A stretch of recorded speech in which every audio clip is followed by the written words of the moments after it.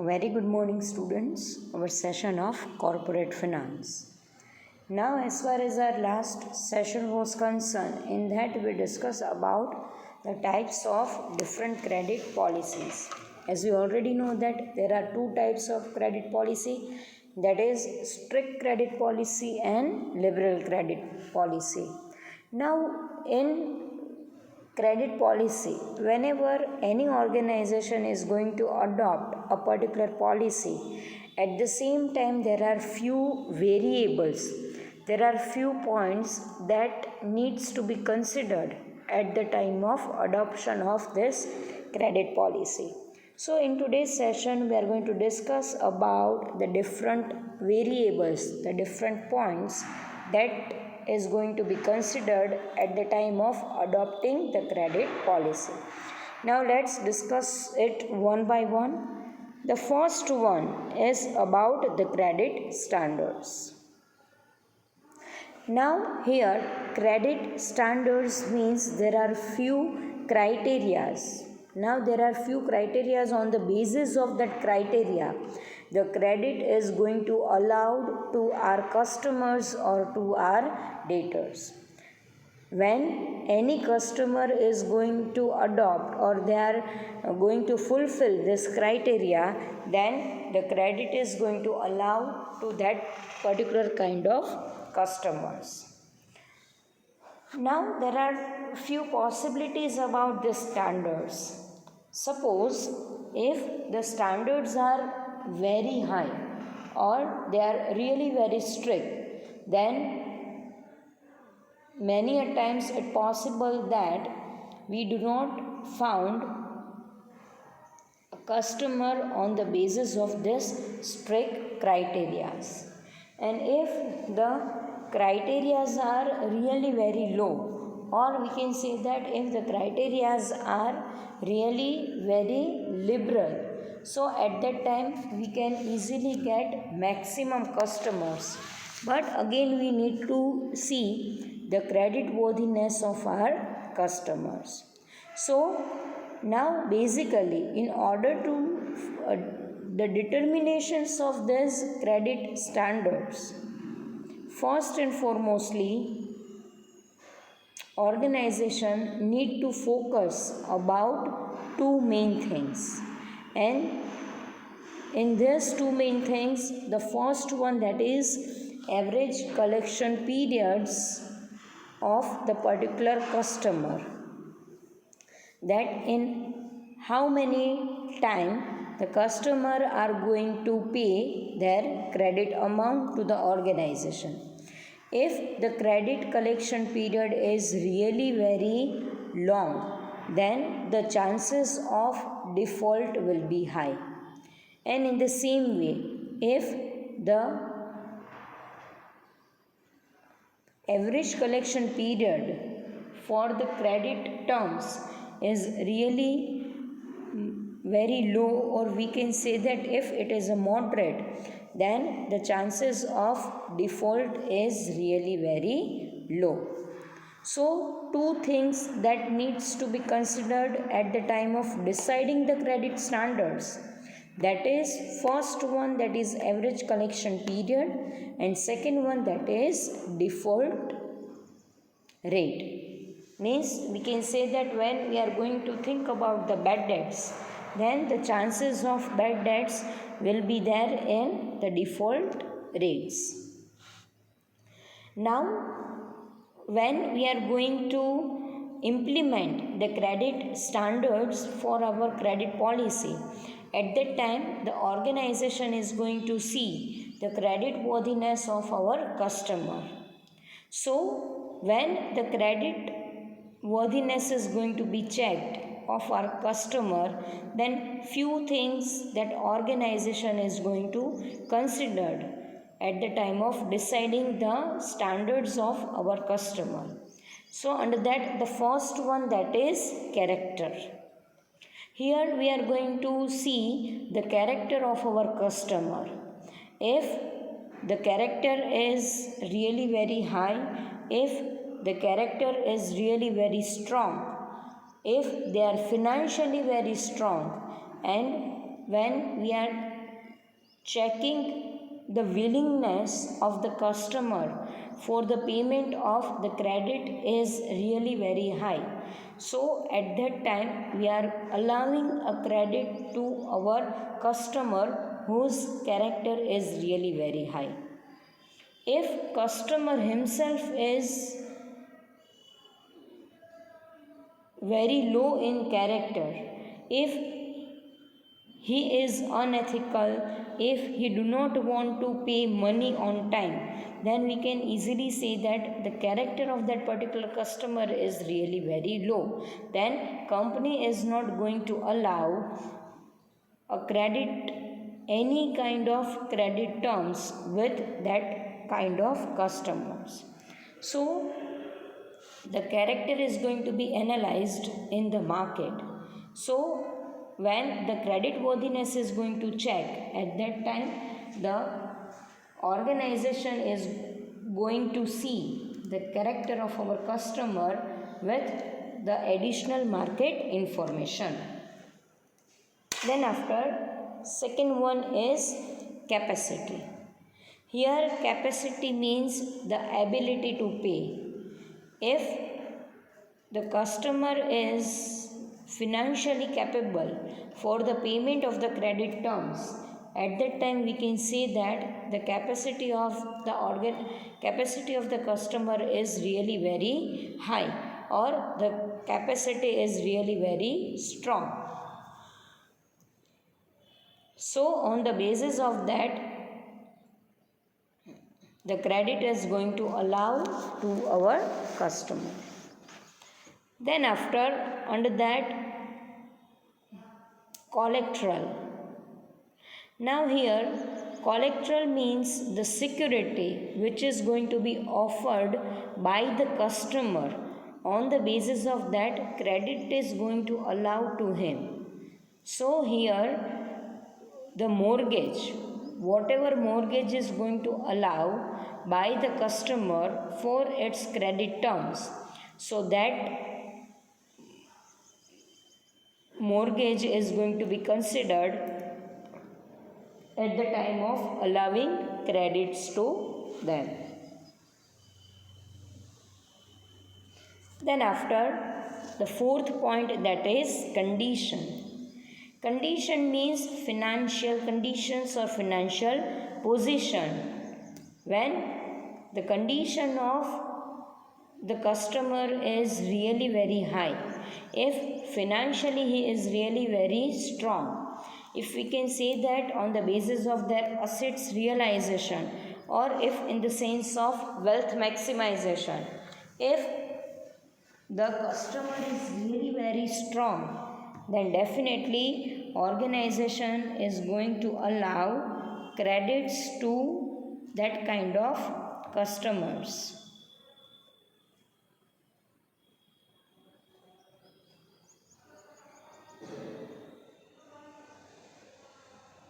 Then after, last one, that is capital.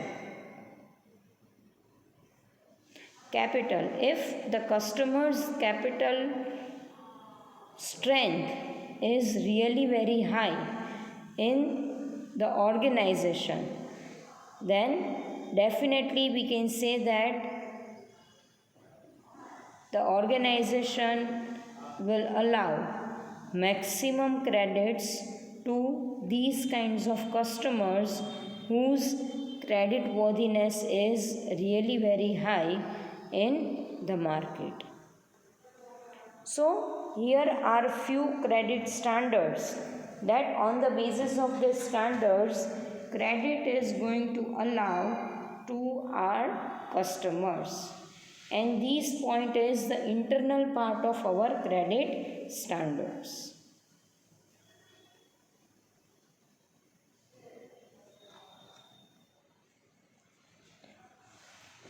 Then after, the second variable of our credit policy, that is the credit terms. Again, the same point is going to be repeated in this, that if organization allows maximum credit terms to their customers, at that time the chances of default is really very high. And if the credit terms is for the shortest period of time, at that time the chances of default will be minimum to minimum. So here organization needs to think about that what credit terms they are going to allow for their customers. If they are allowing really very long credit terms, then organization needs to think about the credit worthiness of their customer. And if the credit worthiness of the customer is really very low, so at that time organization will not allow maximum credit terms to their customers. And the third variable, that is credit policy. Again, there are two different types of policy in which the organization is dealing. The first one is liberal credit policy and the second one is strict credit policy. If the working capital requirement of the organization is really very high, if organization requires maximum money with a shortest period of time, at that time they are allowing a strict credit policy to their customers because they do not want any kind of default.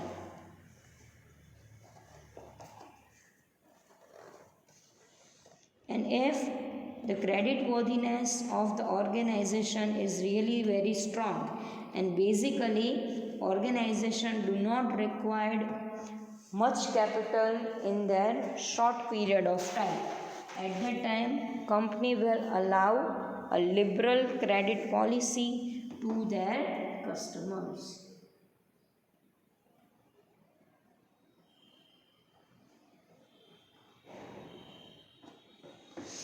So these are the credit policy variables. On the basis of this, company will decide that how much credit sales they will allow to their customers and for what period of time they are allowing to their customers. I hope it is clear to everyone. And now you have your books, so just refer the point from your book so you will get the maximum idea. Then after second point is about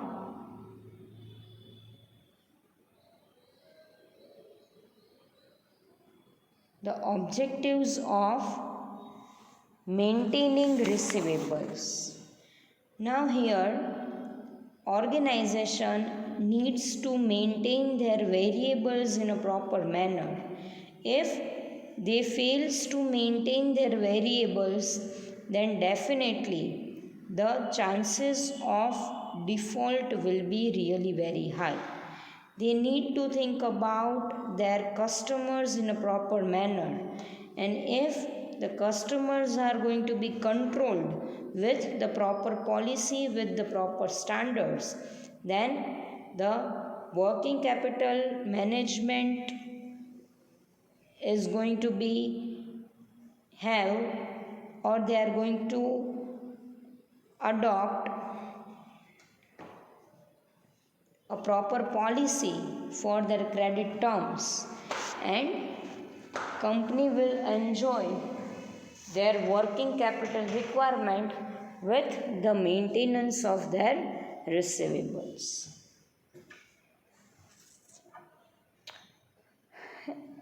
As we know that credit policy is really required in the management, because no company is able to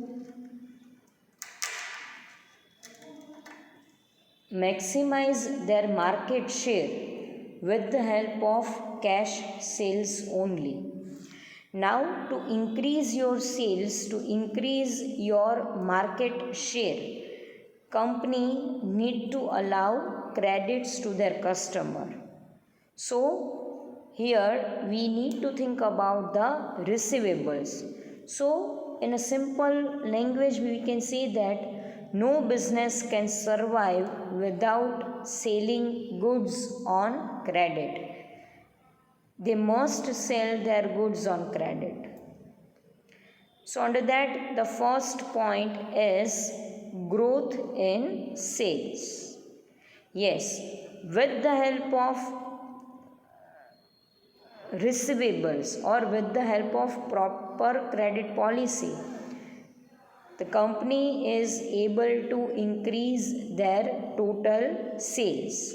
And when there is a growth in a sales, then company will enjoy maximum profit without any default. And generally it is a mentality of a customer that they do not want to pay on cash when they are making the purchases. And if sometimes if they do not have a proper cash with them, then definitely company have to allow a credit sales to their customers. And if the credit policy is somehow liberal to their customers, then definitely they are going to select our organization for the purchase of credit. So, with the help of maintenance of the receivables, the company is able to increase in their sales.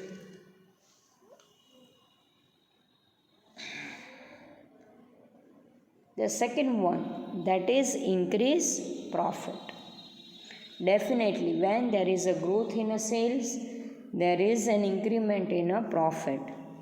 Again, if the credit sales is going to be maintained with the proper standards, then the chances of default will be minimized. And when the default will be minimized, then the ratio of bad debts will be minimum to minimum. That will leads to increase overall profit of the organization.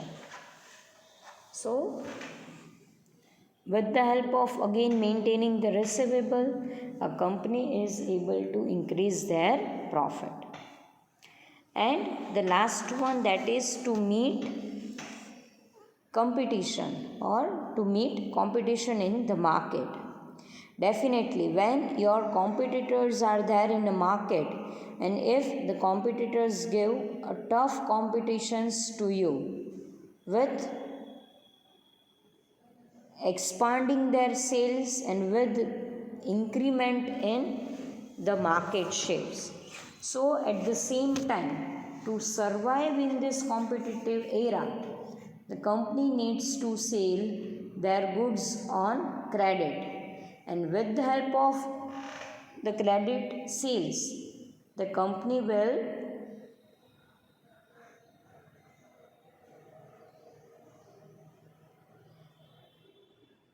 enjoy their sales and give a tough competition to their competitors.